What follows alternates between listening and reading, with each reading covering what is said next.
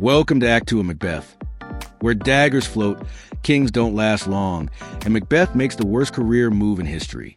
We're breaking down all the juicy stuff, plot, characters, imagery, themes, so you can sound like a genius in class in an exam. Didn't watch Act 1 yet? Go fix that, then come back for the drama. Act 2 of Macbeth is where the tension explodes.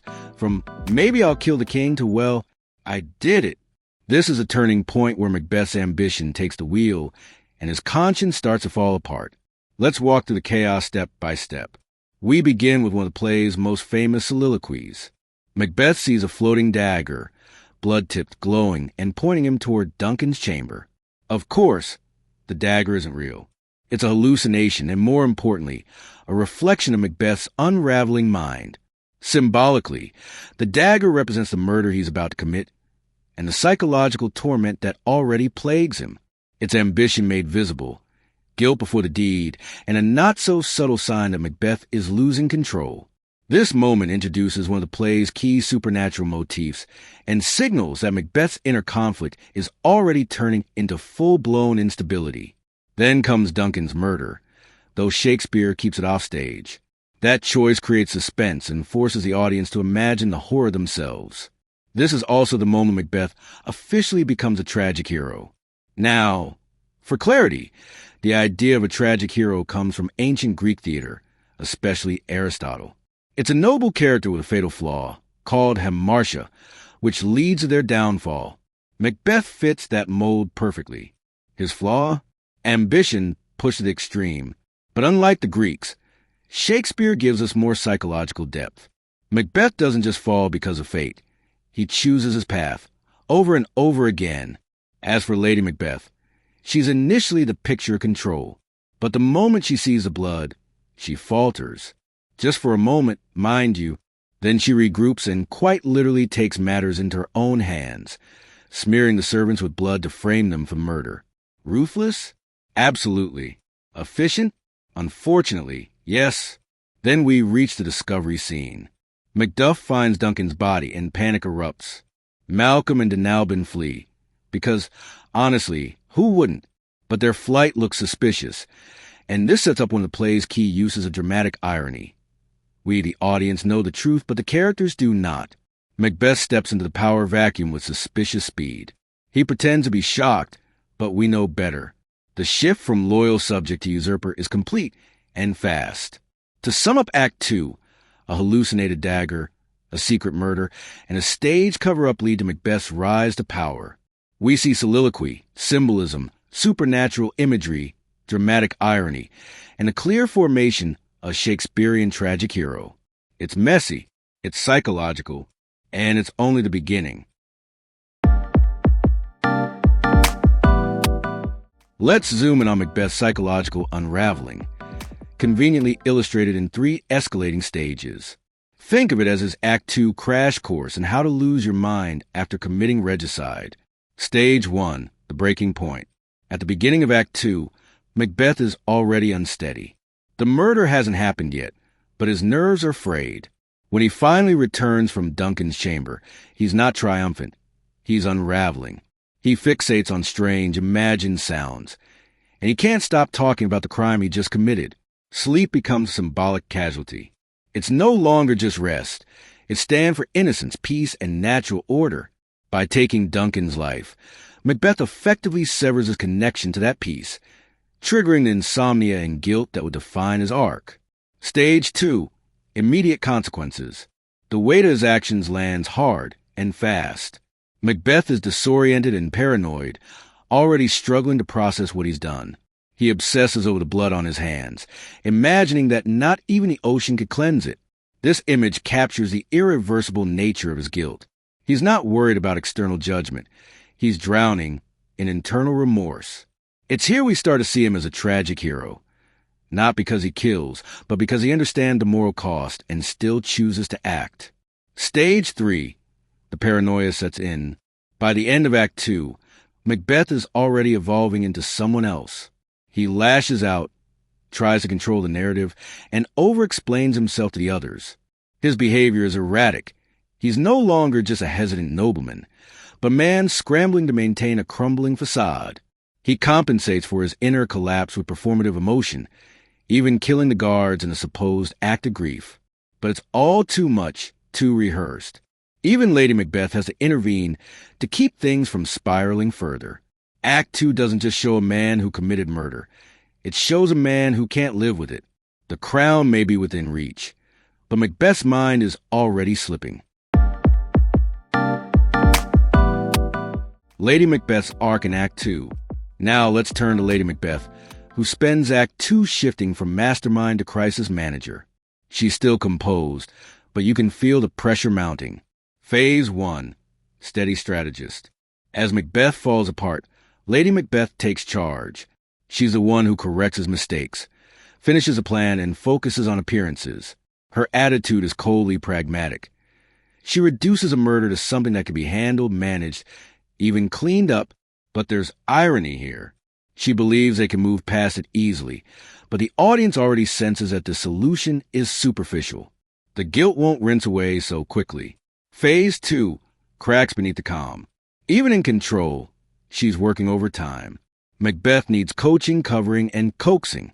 She interrupts his rambling justifications and smooths over his panic behavior with the guests. She's calm on the surface, but we can feel her anxiety beginning to simmer underneath. This is the beginning of her unraveling. She's still functional, still sharp, but the effort it takes to hold everything together is starting to show. In Act 2 alone, both Macbeth and Lady Macbeth begin to fracture. He is plagued by guilt and paranoia. She's holding the facade, but the cracks are already forming. Together, they're not just orchestrating crime, they're initiating a shared psychological collapse. And this is only the beginning. Supporting characters' development. Two figures stand quietly in the shadows of Macbeth's rise, Banquo and Macduff, yet their presence speaks volumes. Banquo's arc is marked by rising suspicion and measured restraint. Where Macbeth charges headlong into the witch's prophecy, like a man late for destiny, Banquo pauses. He recalls their words with unease, wary of what they might mean. His loyalty to Duncan creates a stark contrast with Macbeth's betrayal, as if they were handed the same script, but only one read the fine print. While Macbeth grows obsessed with power, Banquo watches, thoughtful, steady, and increasingly doubtful. He suspects foul play, but remains silent. After all, speaking out in a tragedy rarely ends well. Macduff, meanwhile, acts as the kingdom's moral anchor. His discovery of Duncan's body is not merely a plot point. It's a moment that humanizes a horror. His grief is raw, his reaction genuine.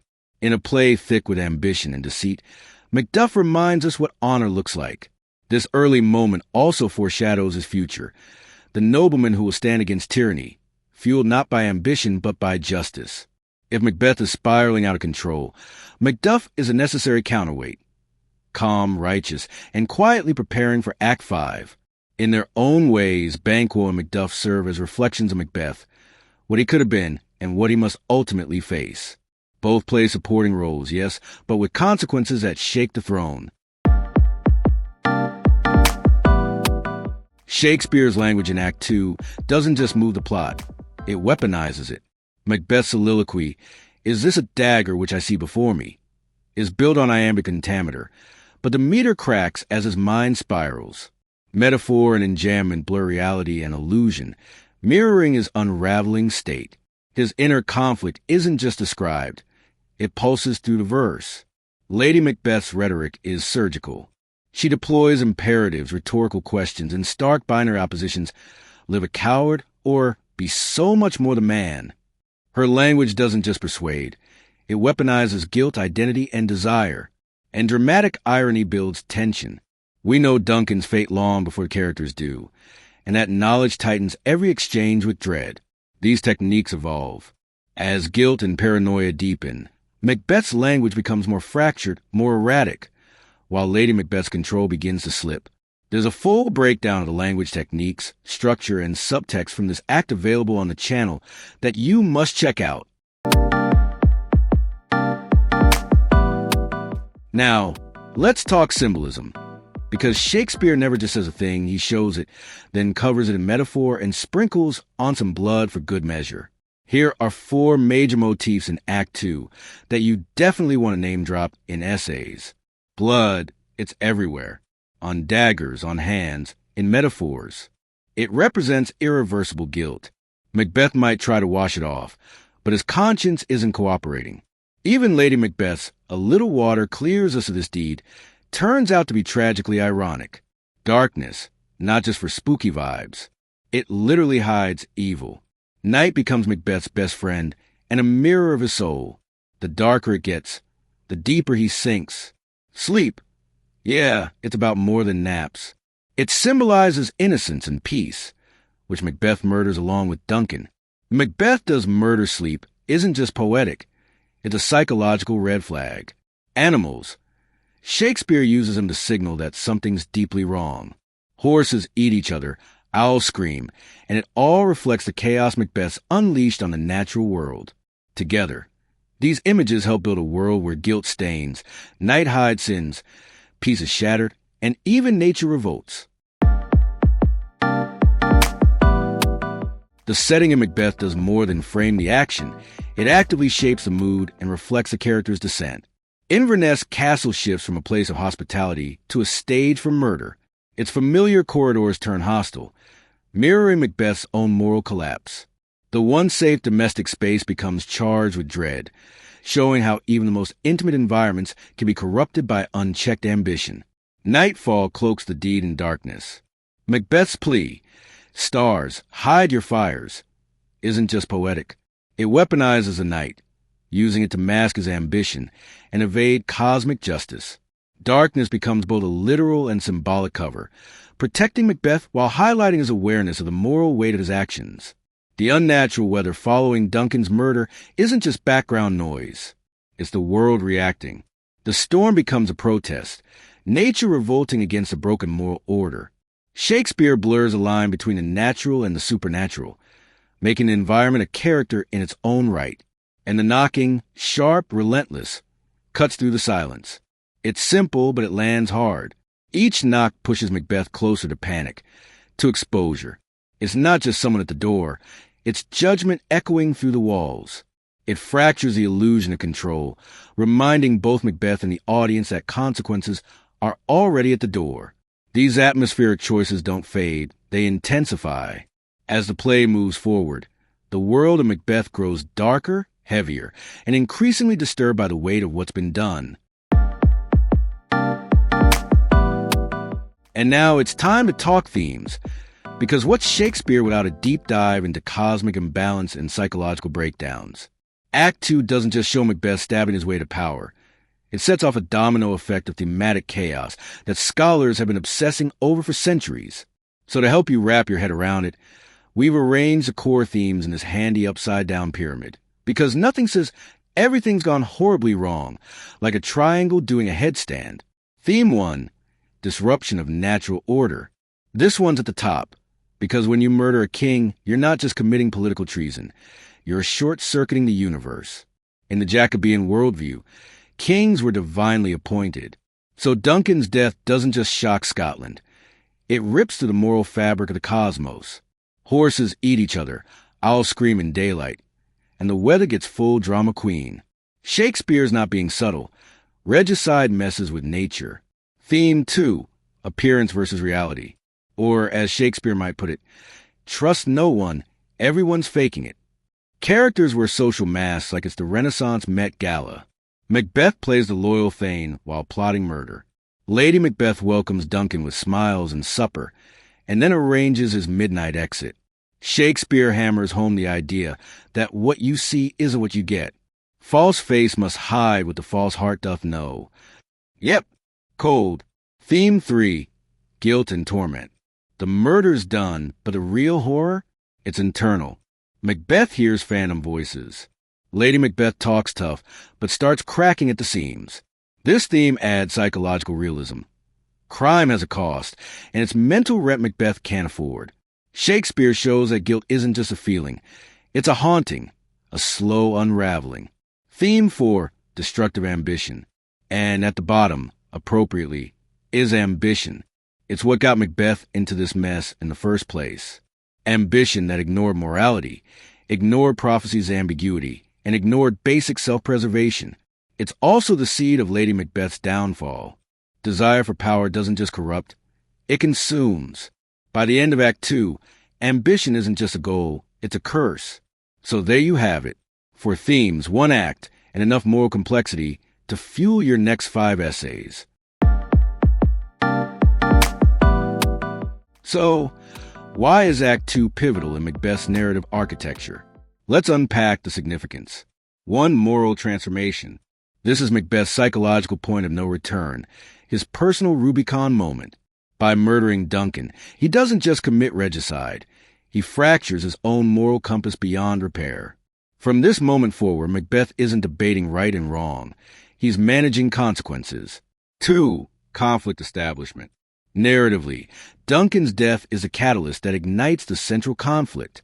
We move from prophecy and ambition to paranoia and power maintenance. It's no longer about what Macbeth wants. It's about what he must hide. Dramatic irony kicks in here. 2. The audience sees Macbeth unravel long before the other characters do. Suspicion brews. Tension escalates. And trust? Rapidly evaporating. 3. Character evolution. This is where we see the psychological scaffolding begin to crack. For both Macbeth and Lady Macbeth, she's a driving force here. But already we sense the weight of guilt starting to settle. Call it foreshadowing or just classic Shakespearean character decay. Either way, their unraveling begins now.